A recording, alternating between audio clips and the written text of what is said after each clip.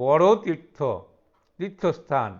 যে পিতামাতাকে শ্রদ্ধা ভক্তি করতে জানে না, তার তো জীবন বৃথা, তার জীবনের কোনো মূল্যই নেই, তার কোনো ধর্মকর্ম নেই, তার ধর্মের কোনো সেই মহত্ব নেই। বলা হয়েছে, আমরা যদি দেখি আমাদের যে একদিন কার্তিক এবং গণেশ, আমরা যেটি জানি, মা দুর্গার কাছে গিয়ে বলছে, মা তোমার কাছে সব থেকে প্রিয় কে, কাকে তুমি বেশি ভালোবাসো? এর উত্তরে বলছে, ঠিক আছে, আমি এই প্রশ্নের উত্তর দেব যে এই বিশ্ব ব্রহ্মাণ্ডকে সবার আগে ঘুরে আসতে পারবে, এসে আমার সম্মুখে দাঁড়াবে, আমি তাকেই, সেই আমার কাছে অত্যন্ত প্রিয়, সেই আমার কাছে বেশি প্রিয় হবে। কার্তিক তো মহা খুশি যে আমি ময়ূর বাহনে আরোহণ করে নিমিষেই এই বিশ্ব ব্রহ্মাণ্ড ঘুরে চলে আসব। আর দাদা সে তো সেই ইঁদুরের উপর চড়ে, মুশিকের উপর চড়ে এই বিশ্ব ব্রহ্মাণ্ড ঘুরে আসতে অনেক সময় লাগবে, কাজে নিশ্চয়ই আমাকেই মা বেশি ভালোবাসবে, আমি মার অত্যন্ত প্রিয় হব। কার্তিক ময়ূরে চড়ে বিশ্ব ব্রহ্মাণ্ডে বেরিয়ে গেলেন।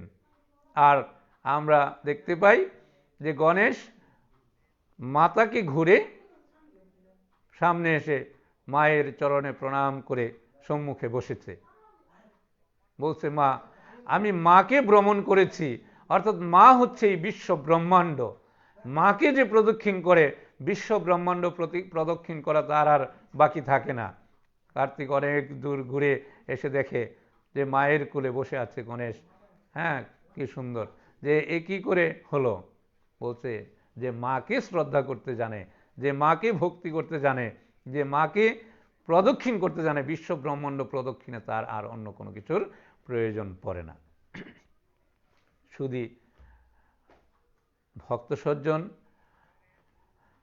আমরা যেটি বলছিলাম যে আমরা গীতা আলোচনা করব, গীতা পাঠ করব, ভক্ত সঙ্গে যাব, সৎ সঙ্গে যাব, সাধু সঙ্গে যাব, তীর্থ ভ্রমণ করব, কিন্তু পিতামাতাকে শ্রদ্ধা করব না, পিতামাতাকে ভক্তি করব না, পিতামাতার কথা শুনব না, তাহলে তো আমাদের সবই বৃথা হবে।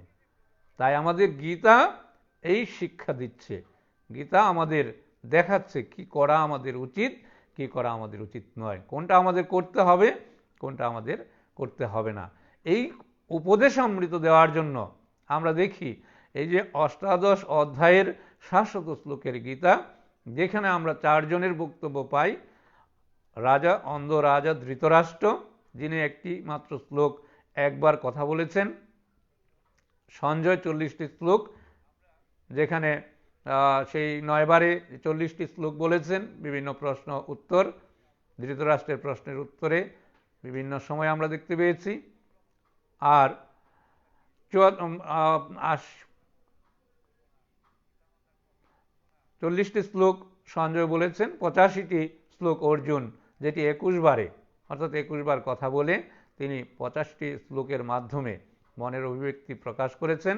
আর ভগবান শ্রীকৃষ্ণ কিন্তু বলে গেছেন, প্রথমে শুনেছেন, পরে তিনি শুধু বলেছেনই, বলেই দূর করেছেন অর্জুনের মনের মোহ, অর্জুনের মনের অজ্ঞানতা। সেখানে দেখিয়েছেন যে ভগবান 574টি শ্লোকের মাধ্যমে এই জগৎ জীবের অজ্ঞানতা দূর করার চেষ্টা করেছেন 26 বারের কথোপকথনের মাধ্যমে।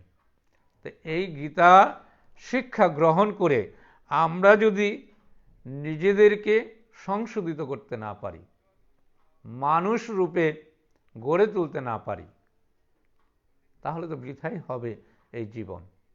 তাই তো বলছে আমাদের গীতা থেকে আমাদেরকে শিখতে হবে, গীতা থেকে আমাদের শিক্ষা গ্রহণ করতে হবে। গীতা আমাদের সেই পথ প্রদর্শক রূপে আমাদেরকে পথ দেখাচ্ছেন। অমৃত সুধাময় গীতার বাণী প্রদানের মাধ্যমে আমরা সেটি কিন্তু দেখতে পাই। তো ভগবান যেটি দেখাচ্ছেন এই গীতায়, যে গীতা আমাদের আমরা কি করি? কর্মযোগী বলছেন প্রকৃতি ক্রিয়মানানি গুণই কর্মাণি সর্বস্ব অহংকার ও বিমূঢ়াত্মা কর্তা অহম ইতি মন্যতে। যে আমরা আমাদেরকে প্রকৃতি আমাদেরকে সব কিছু করিয়ে নিচ্ছে, প্রকৃতি আমাদেরকে দিয়ে সব কিছু করায়, কিন্তু আমরা ভাবি আমি করি আমি করি, যে আমি তো কিছুই করতে পারি না, আমরা কিছুই করতে পারি না। আমরা প্রকৃতির নিয়মে ভগবানের ইশারায় তাঁর কৃপাতে আমরা কিন্তু চলতে পারছি, চলছি প্রতি মুহূর্তেই। তাঁর কৃপা যখন শেষ হয়ে যাবে, তিনি যখন কৃপা থেকে আমাদেরকে বঞ্চিত করবেন, তখন এই দেহরথ আর চলবে না, সচল থাকবে না। আমরা যেটি বলি গীতার ধ্যানেই যেখানে বলি মুখং করতি বাচালং পঙ্গুং লঙ্ঘয়তি গিরিম যৎ কৃপা তমহং বন্দে পরমানন্দ মাধবম। ভগবান মাধবের কৃপা হলে বুবা কথা বলতে পারে, আর যে কোনোদিন হাঁটতে চলতে পারে না সে অনায়াসে পাহাড় পর্বতে ডিঙিয়ে যেতে পারে। নিশ্চয়ই সেই মাধবের অশেষ কৃপা আমাদের মধ্যে বর্ষিত হচ্ছে, অশেষ কৃপা রয়েছে, যার কারণে আমরা এই পুণ্যময় মুখ্যদা একাদশী তিথিতে গীতা জয়ন্তী মহেন্দ্রক্ষণে আমরা এই গীতার কথা আলোচনা করতে পারছি, শুনতে পাচ্ছি, শোনাতে পাচ্ছি। যারা এই কথাগুলো প্রচার করবে, গীতার কথাগুলো যারা প্রচার করবে, ভক্তদের মধ্যে বিতরণ করবে, বলছে তারাই ভগবানের ইহকালে এবং পরকালে কৃপার পাত্র হবে। তাদের মতো কৃপালু আর দয়ালু আর কেউ হতে পারে না। তো সেই গীতাকে আমরা আস্বাদন করব কেমনভাবে? আমরা কি কামনা বাসনা যুক্ত হয়ে? ভগবান শ্রী গীতার মাধ্যমে বলা হয়েছে না, আমরা কর্মী, শুধু কর্ম করে যাব, ফলের আশা করব না। যে কর্ম করো, কর্ম করে যাও, কর্মের ফলের আশা করবে না। অর্থাৎ কর্মে তোমার অধিকার, ফলে নয়। কর্মেই তোমার অধিকার, ফলে নয়। আমরা কর্ম করি, ফলেরও আশা করি, আবার ভাবি যে কর্ম তো আমিই করছি। আমি যদি আজকে ঘরে বসে থাকি, ভগবান কি আমাকে খাওয়াবে? আমি যদি কর্ম না করি, ভগবান কি আমার ঘরে খাবার পৌঁছে দেবে? এহেন বাক্য আমরা প্রয়োগ করি। কিন্তু বলছে যে এই যে আমরা কর্মটি করি, সেই কর্মটি কার কৃপাতে করি, কার দয়াতে করি, কার শক্তিতে করি? সেটি অবশ্যই অনাদিরাদি প্রাণ গোবিন্দের কৃপায়, আমাদের পরমের কৃপায় কিন্তু আমরা সেটি করতে পারছি। যদি তিনি কৃপা না করেন সেটি কখনোই করা সম্ভব নয়। আমি প্রতিনিয়ত যেটি বলে থাকি, আমরাও যেটি বলি যে আজ আছি, কাল যে থাকব, এর কোনো নিশ্চয়তাই কিন্তু আমাদের নেই। গীতায় ভগবান শ্রীকৃষ্ণ বলছেন অন্তকালে চ মামেব শরণ মুক্তা কলেবরম য প্রয়াতি সমদ ভাবং জাতি নাস্ত সংশয়। যারা অন্তিমকালে আমাকে স্মরণ করে, যারা অন্তিমকালে আমাকে ডাকে, যারা অন্তিমকালে আমার কথা মনে করে, তাদের আর কোনো চিন্তা নেই, কারণ তারা আমাকে লাভ করবে। হরে কৃষ্ণ। সে অন্তিম কালটি কখন? বলছেন ভাগবতে আমরা দেখতে পাই যে মহারাজ পরীক্ষিত ব্রহ্ম শাপে অভিশাপগ্রস্ত হয়েছিলেন। তিনি 7 দিন গতে তার মৃত্যু হবে, এটি শ্রবণ করে তিনি গঙ্গার তীরে প্রায়োগবসনে গিয়ে বসেছেন যে এই 7 দিন আমি আর এই জগৎ সংসারে চিন্তায় থাকব না। কি করলে আমার এই সময় পারমার্থিক কল্যাণ হবে, আমার জীবন ধন্য হবে, মানব এই জন্মের সার্থকতা হবে, সেই চিন্তায় নিয়োজিত হয়েছেন মনি ঋষিদের কাছে। আমরা জানি সেখানে 60,000 মনি ঋষির সমাবেশ হয়ে গিয়েছিল। বিভিন্ন মনি ঋষির কাছে প্রশ্ন করেছিলেন যে আমার এখন করণীয় কি? অর্থাৎ মৃত্যু পথযাত্রী মানবের করণীয় কি, এটি জানতে চেয়েছেন মনি ঋষিদের কাছে। কেউ বলেছেন আপনি ধ্যান করেন, কেউ বলেছেন তপস্যা করেন, কেউ বলেছেন যাগযজ্ঞ করেন, কেউ বলেছেন পূজা অর্চনা করেন, কেউ বা বলেছেন দান করেন। কিন্তু এ সমস্ত কথায় মহারাজ পরীক্ষিতের মন ভরেনি। কারণ তিনি বলছেন, হে মনিবর, আপনারা তো অনেক বৎসর ব্যাপী তপস্যা করছেন, যার তপস্যা করছেন তাকে কি পেয়েছেন? যদি তাকে পেয়েই থাকেন তাহলে তো আপনাদের এখানে থাকার কথা নয়। তাহলে আপনারা যাকে যুগ যুগ ধরে, বৎসরের পর বৎসর তপস্যা করে যাকে পাননি, আমি এই 7 দিনে আর কি করে তাকে পাব? দান করার আর সামর্থ্য তো এখন আমার নেই, কারণ আমি তো এখন সব কিছুই ত্যাগ করে চলে এসেছি। আমি এখন নিঃস্ব, রিক্ত, আমি এখন আর রাজা নই। আজ দান করব কি করে, পূজার্চনা করব কি করে, যাগযজ্ঞ করব কি করে, এসব এখন আর আমার পক্ষে করা সম্ভব নয়। আমরা জানি সেই সময়ই পরিব্রাজক রূপে সেই সভাস্থলে এসে উপস্থিত হয়েছিলেন সুখদেব গোস্বামী, যিনি মাতৃজঠরে মাতৃগর্ভে থাকাকালীনই এই ভাগবত জ্ঞানে জ্ঞানী হয়েছেন, যে পিতা ব্যাসদেব মুনির কাছ থেকে ভাগবত জ্ঞান তিনি অর্জন করেছেন।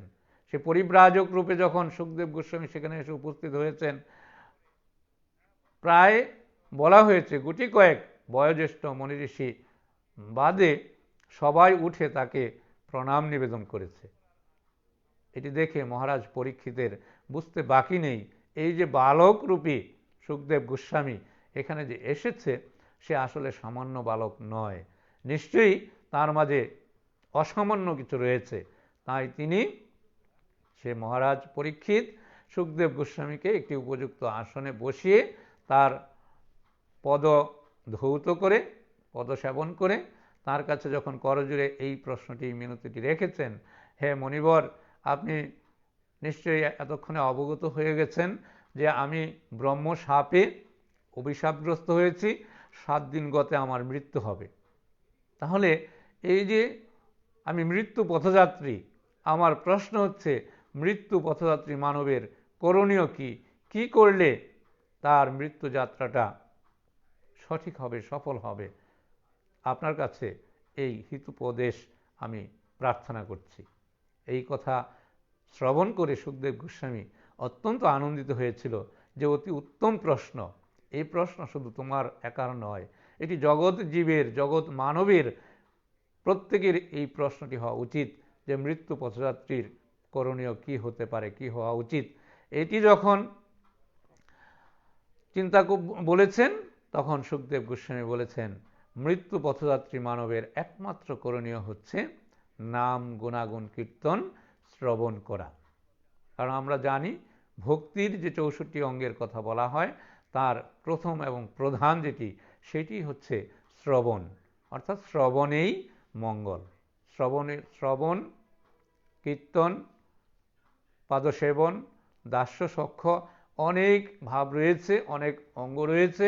এর মধ্যে শ্রবণটাই হচ্ছে শ্রেষ্ঠ, শক্তিশালী এবং সহজ যে পদ্ধতি, সেটি। কাজে শ্রবণ করার মাধ্যমে যত সহজে ভগবানকে সন্তুষ্ট করা যায়, আর অন্য কোনো উপায়ে তত সহজে সন্তুষ্ট করা যায় না, কৃপাও পাওয়া যায় না। তাই মহারাজ পরীক্ষিত যখন সুখদেব গোস্বামীর কাছ থেকে এটি শুনেছেন যে মৃত্যু পথযাত্রী মানবের একমাত্র করণীয় হচ্ছে ভগবত কথামৃত, ভগবত লীলামৃত আস্বাদন করা, কৃষ্ণ কথা, ভগবানের কথা শ্রবণ করা, ভাগবতীয় কথা শ্রবণ করা, এইটি শ্রবণ করার মাধ্যমে মহারাজ পরীক্ষিত করজোড়ে সুখদেব গোস্বামীকেই এই অনুরোধটি করেছেন, প্রভু, আপনার শ্রীমুখ থেকেই আমি এই ভাগবতীয় কথা শ্রবণ করতে চাই আমার জীবনাবসানের পূর্ব মুহূর্ত পর্যন্ত। এবং আমরা ভাগবতে পাই যে মহারাজ পরীক্ষিত একাধারে 7 দিন 7 রাত্র সুখদেব গোস্বামীর শ্রীমুখ থেকে এই ভাগবতীয় কথা শ্রবণ করেছেন এবং তিনি মহাপ্রয়াণে 7 দিন অন্তে মহাপ্রয়াণে মুক্ত হয়ে ভগবত ধামে যাত্রা করেছেন। এই যে কথা শ্রবণ করা যত সহজ, অন্য কোনো কাজ তত সহজ নয়। শ্রবণেই ভগবানের কৃপা লাভ করা সহজ হয়। এবং এই যে আমরা গীতায় দেখব পরবর্তী অধ্যায়ে আমরা দেখি 4র্থ অধ্যায় জ্ঞান যুগে ভগবান কিন্তু এটি বলেছেন। এই উপদেশগুলো ভগবানই যুগে যুগে এসে দেন। যদা যদা হি ধর্মস্য গ্লানির্ভবতি ভারত অভ্যুত্থানম অধর্মস্য তদাত্মনম সৃজাম্যহম পরিত্রাণায় সাধুনাং বিনাশায় চ দুষ্কৃতাম ধর্ম সংস্থাপনার্থায় সমবামি যুগে যুগে। ভগবান যুগে যুগে আসেন, এসে নিজেই এই পথগুলো দেখিয়ে যান। সত্যতে এসেছেন, ত্রেতাতে এসেছেন, তারপরে এসেছেন, আর কলিতে তো শ্রীমন মহাপ্রভু, যিনি এই ঢাকা দক্ষিণ সিলেট শ্রীহট্ট যার পিতৃভূমি, তিনি এসে জগৎজীবকে উদ্ধারের জন্য কত সহজ পথ দিয়ে গেছেন। হরের নাম হরের নামইব কেবলম কলো নাস্তব নাস্তব নাস্তব গতির অন্যথা।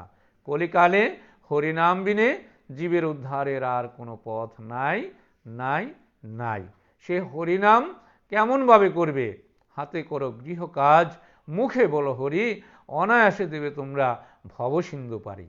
এই সমস্ত কিছু করে গৃহ সংসার প্রত্যেকের যা কর্ম আছে সমস্ত কর্ম সম্পাদন করে অবসর সময়ে বা কাজের ফাঁকে ফাঁকে হরিনাম স্মরণ করো, শ্রবণ করো, মনে মনে সেটি জপ করো। তাতেই ভগবানের অশেষ কৃপা তোমাদের মধ্যে বর্ষিত হবে। ভগবান তো অত্যন্ত দয়ালু, তিনি কৃপার সাগর, তিনি করুণার সিন্ধু। তাঁর করুণার, কৃপার, দয়ার কোনো তুলনাই চলে না। আমরা ভগবানের অশেষ কৃপা নিয়েই প্রতি মুহূর্তে চলতে পারছি। শুধু ভক্ত সজ্জন, এই যে গীতারূপ অমৃত কথা, মানব জনমের জীবন প্রদীপটি কখন নিভে যাবে এইটি কিন্তু আমরা এক মুহূর্তেও বলতে পারি না।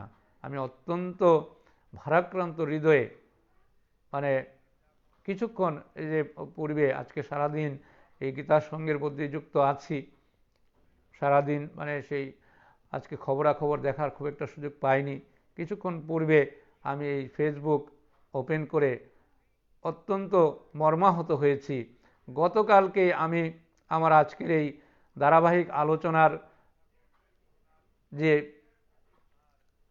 বিজ্ঞপ্তিটি, যে নোটিশটি করেছি আমার ফেসবুক টাইমলাইনে, এটি আমি আমার শুভানুধ্যায়ী যারা আমার সনাতন ধর্মাবলম্বী, আমার ফেসবুক আইডিতে ফ্রেন্ড লিস্টে যারা আছেন, আমার শ্রদ্ধেয় শিক্ষক মণ্ডলী, আমার সহকর্মী, আমার প্রিয় শিক্ষার্থীবৃন্দ, আমি প্রত্যেকেই সেন্ড করেছি মেসেঞ্জারে। তেমনি আমার একজন অত্যন্ত প্রিয় আমার সহকর্মী, সহযোদ্ধা, আমরা একত্রে প্রত্যেক বছর যখন সিলেট শিক্ষা বোর্ডে এসএসসি পরীক্ষার মূল্যায়নপত্র আনার জন্য যাই, সেখানে গিয়ে আমরা একত্রিত হই, একত্রে আসি। হবিগঞ্জ বৃন্দাবন সরকারি কলেজের অতিথি শিক্ষক, আলেয়া জাহির কলেজের যিনি শিক্ষক, আমার অত্যন্ত প্রিয় দাদা, সেই দীপক দাদা, যাকেও আমি গতকালকে আমার এই আজকের গীতা আলোচনা পর্বের নিমন্ত্রণটি আমি পাঠিয়েছিলাম, কিন্তু আমি আজকে ফেসবুক খুলেই দেখতে পাই তিনি গতকালকে রাত্রি 12টায় আমাদের মায়াত্যাগ করেছেন। হঠাৎ করে স্ট্রোক করে তিনি ইহধাম থেকে চলে গেছেন। যে অত্যন্ত কষ্ট পেয়েছি। ভগবান, যে আমরা ভগবান শ্রীকৃষ্ণের কাছে প্রার্থনা করি, তিনি ওনাকে নিয়ে গেছেন, নিশ্চয়ই তিনি তেনার রাতুল চরণে তাকে ঠাঁই দিবেন।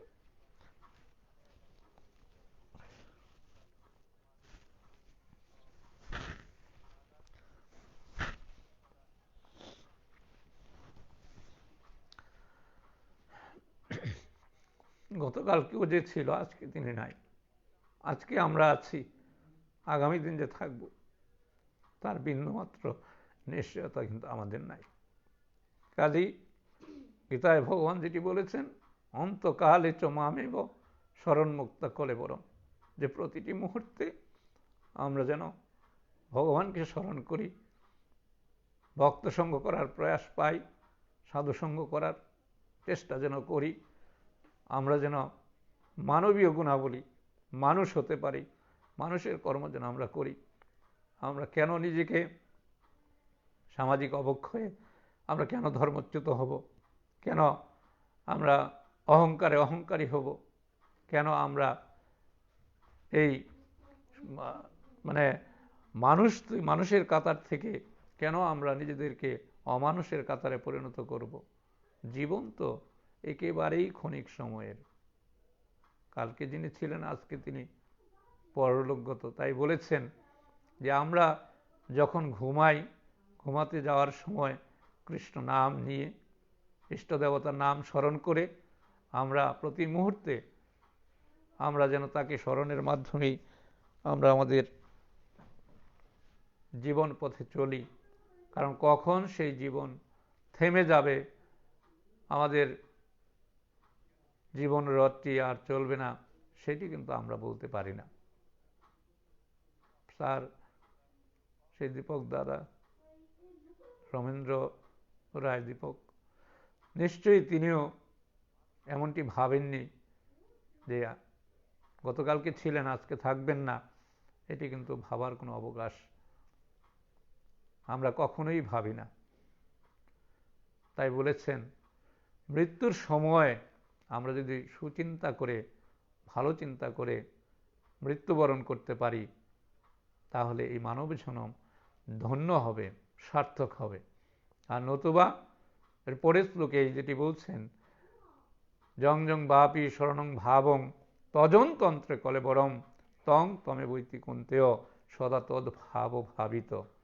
আমরা যদি ভগবানের কথা, কৃষ্ণ কথা, সৎ কথা, ভালো কথা যদি চিন্তা না করে, আমরা যদি কুপথে কুচিন্তা করে, জাগতিক চিন্তা করে আমরা যদি এই দেহ ত্যাগ করি, আমাদের যদি মৃত্যু হয়ে যায়, তাহলে সেই ভাব নিয়ে আবার এই ধরাধামে আসতে হবে। এমন প্রমাণ আমাদের ভাগবতে রয়েছে। আমরা অজামিলের জীবন দেখি, যিনি মৃত্যুর মুহূর্তে নারায়ণ নারায়ণ স্মরণ করতে পেরেছিল। যেভাবেই হোক সে নারায়ণের কৃপা লাভ করতে পেরেছে। আবার জড়ভরত যে হরিণ শাবকের কথা চিন্তা করে করে মৃত্যুবরণ করেছে, পরজন্মে সে হরিণ হয়ে জন্মগ্রহণ করেছে। আমরা যেহেতু জন্মান্তরবাদে বিশ্বাসী, আমরা সনাতন ধর্মাবলম্বী, যতদিন পর্যন্ত না আমাদের নির্বাণ মুক্তি হবে আমাদেরকে বারবার আসা যাওয়া করতে হবে। কারণ আমাদের 84 লক্ষ জন্ম পর্যায়ক্রমে হতেই থাকে, বিভিন্ন অবস্থায়, বিভিন্ন প্রকৃতিতে। এই জন্ম রদ করতে পারেন একমাত্র প্রাণ গোবিন্দ, যার কৃপা বিনে আমাদের এই দেহরথ চলে না। এবং তিনি কৃপা করছেন বলেই আমরা আমাদের দেহরথকে আমরা সচল রাখতে সক্ষম হচ্ছি। যেমন অর্জুনের রথের সারথ্য গ্রহণ করেছিলেন ভগবান শ্রীকৃষ্ণ, আমাদের এই দেহরথের সারথিও তিনি আমাদের এই দেহরথকে পরিচালনা করে নিয়ে যাচ্ছেন। যখনই তিনি এই রথের সারথ্য ত্যাগ করবেন, তখনই এই দেহরথ থেমে যাবে। কাজেই জানি না কখন এই দেহরথটি আমাদের স্তব্ধ হয়ে যাবে, প্রতি মুহূর্তে। তাই আমাদের ভগবানের কৃপা লাভের জন্য, মানব জনমকে ধন্য করার জন্য, সার্থক করার জন্য, যে জন্মেছি মৃত্যুবরণ করব।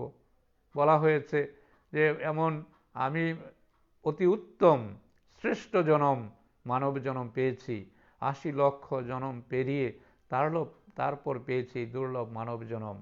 এই জনমে এসে যদি পূর্বের জনমের মতো সেই নিচ জনমের মতো কর্ম করি, বলা হয়েছে মানুষ হয়েও যদি হুঁশ না হয়, যদি বৃক্ষলতা পশু পাখি বা সেই হিংস্র জন্তু জানোয়ারের মতো আচরণ হয়, তাহলে এই মানব জনমের কোনো সার্থকতাই হয় না, থাকে না। তাই তো বলছে মানুষ হয়ে মানুষের মতো আচরণ করো, মানুষ হও, প্রকৃত মানুষ হও, অমানুষ হয়েও না। যেই কথা থেকে আসছিলাম, পিতামাতাকে ভক্তি শ্রদ্ধা করো, তাদের মনোবাঞ্ছা পূর্ণ করো, তাদেরকে খুশি রাখো, তাহলে এই জগৎ পিতা অনাদিরাদি প্রাণ গোবিন্দ খুশি থাকবেন, সন্তুষ্ট হবেন এবং ভগবান কৃপা সন্তুষ্ট হলে আমাদেরকে তিনি পুরস্কৃত করবেন। তাই বলছে কর্ম করে যাও, ফলের আশা করো না, কর্মেই তোমার অধিকার, কর্মফলে নয়। আজকে আমরা আমাদের আলোচনার এই তৃতীয় অধ্যায়ে কর্মযুগে আমরা কিন্তু এটিই দেখতে পাই।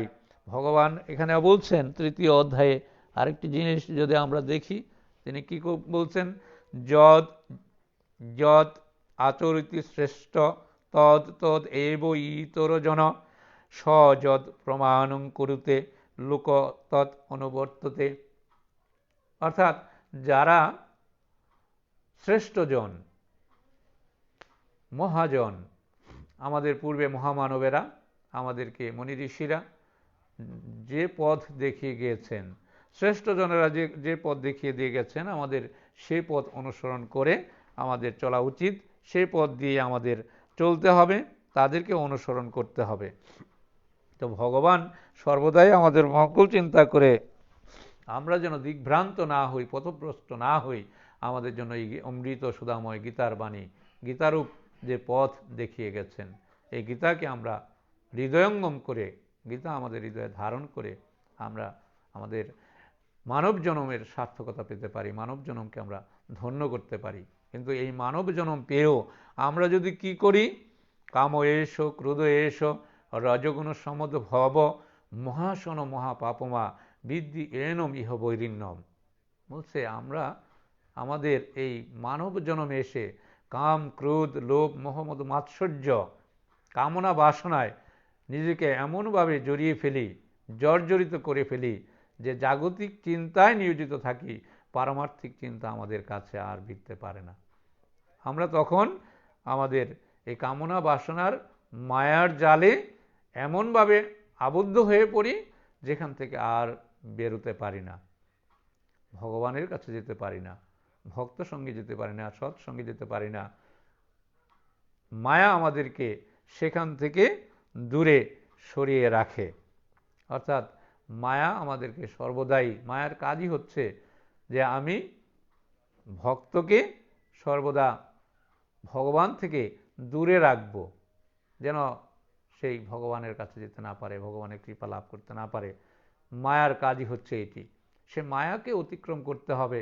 মায়াকে অতিক্রম করতে হলে বা মায়াকে পরাস্ত করতে হলেও আমাদের এই গীতার উপস্ত্র, গীতা জ্ঞান, গীতার যে পথ প্রদর্শক রূপে আমাদেরকে যে মহা ঔষধ দিচ্ছেন সেটি গ্রহণ করতে হবে।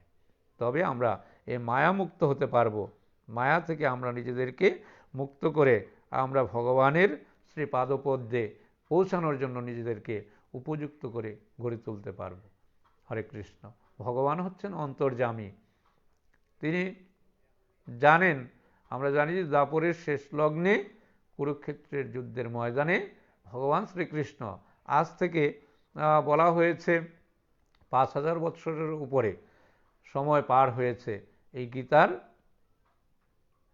প্রদান করেছেন ভগবান শ্রীকৃষ্ণ। হ্যাঁ, যে প্রায় 500-200 মানে 5200 বৎসরের কাছাকাছি সময়ে ভগবান এই গীতার বাণী প্রচার করেছেন। এই গীতা জগতে সেই বাণী প্রচার করে যাচ্ছেন। দিন যাচ্ছে, বৎসর যাচ্ছে, মাস যাচ্ছে, যুগ যাচ্ছে, শতবর্ষ যাচ্ছে, সহস্র বৎসর যাচ্ছে, গীতা কিন্তু তার মহিমায় মহিমান্বিত অবস্থায় আছেন। যারা এই গীতায় অবগাহন করে, গীতার আশ্রয়ে আশ্রিত হয়, গীতাকে ভক্তি করে, গীতাকে স্পর্শ করে, বলা হয়েছে গীতা গীতাও বলে। অর্থাৎ গীতাকে খুলে দেখতে হবে, গীতার মধ্যে কি আছে। যা আছে এই বিশ্ব ব্রহ্মাণ্ডে তার সবই রয়েছে গীতারূপ ভাণ্ডে। যা আছে এই বিশ্ব ব্রহ্মাণ্ডে তার সবই রয়েছে এই দেহরূপ ভাণ্ডে। সমস্ত কিছু আমাদের মধ্যেই রয়েছে, গীতার মধ্যে রয়েছে। গীতা হচ্ছে অমৃত সুধা, গীতা হচ্ছে অমৃত, গীতা হচ্ছে ভগবানের মুখ নিঃসৃত বাণী। ভগবান গীতায় বলেছেন যে আমি গীতা এবং আমার মাঝে কোনো পার্থক্য নেই। অর্থাৎ নাম এবং নামীর মাঝে যেমন কোনো পার্থক্য নেই, তদ্রূপ ভগবান এবং গীতার মধ্যেও কোনো পার্থক্য নেই। কাজেই যারা এই 18টি অধ্যায়কে বুঝতে পারবে, ভগবানের এই মর্ম কথা বাণী যারা উপলব্ধি করতে পারবে, তাদের আর কোনো চিন্তা নেই, তাদেরকে জন্ম নিতে হবে না, তারা সেই ভগবানের শ্রীধাম গোলক বৃন্দাবনে এই দেহের অবসানে পৌঁছে যাবে, তাদের আর কোনো চিন্তা নেই। আমাদের এই গীতা কিন্তু শিক্ষা দিচ্ছে পিতামাতাকে কিভাবে আমরা ভক্তি শ্রদ্ধা করব, গুরুজনদের সঙ্গে কেমন আচরণ করব, আমরা পরধর্মের সঙ্গে কেমন আচরণ করব, আমরা সহপাঠীদের সঙ্গে কেমন আচরণ করব, আমাদের বয়োজ্যেষ্ঠদের সঙ্গে কেমন আচরণ করব, কনিষ্ঠের সঙ্গে কেমন আচরণ করব, কেমন হওয়া উচিত আমাদের আচার আচরণ ব্যবহার, সমস্ত কিছু এই গীতায় কিন্তু আমাদের শিক্ষা দিচ্ছে। যে এমন কোনো প্রশ্ন নাই যার উত্তর এই গীতাতে নাই। গীতা হচ্ছে জ্ঞানের এক মহাসমুদ্র। এই মহাসমুদ্রের আমরা পাড়েও গিয়ে পৌঁছতে পারছি না, তাই গীতার অমৃত তত্ত্ব উদ্ঘাটন করা, আস্বাদন করা বা ব্যাখ্যা করার সুযোগ কিন্তু আমরা পাই না, বা সেই সামর্থ্যও নেই। তারপরে যদি ভগবান কৃপা করেন, কারণ ভগবান বলছেন গীতার স্পর্শ মাত্রই গীতার কৃপা ভক্তের উপর বর্ষিত হয়। কাজে আমার প্রিয় শিক্ষার্থীবৃন্দ, যারা আমার সঙ্গে লাইভে যুক্ত থেকে আমাকে এই গীতার বাণী আলোচনায় অনুপ্রাণিত করছো, আমি প্রত্যেকের প্রতি এটি আমার অন্তরের অন্তঃস্থল থেকে আশীর্বাদ যে তোমরা গীতাকে নিজেদের পড়ার টেবিলে রাখবে। গীতা গ্রন্থটি তোমাদের পাঠ্য যে গ্রন্থ রয়েছে সেই পাঠ্য গ্রন্থের মতোই প্রত্যেকের টেবিলে একটি করে গীতা অবশ্যই রাখবে, এবং যখনই সময় পাও তখনই গীতার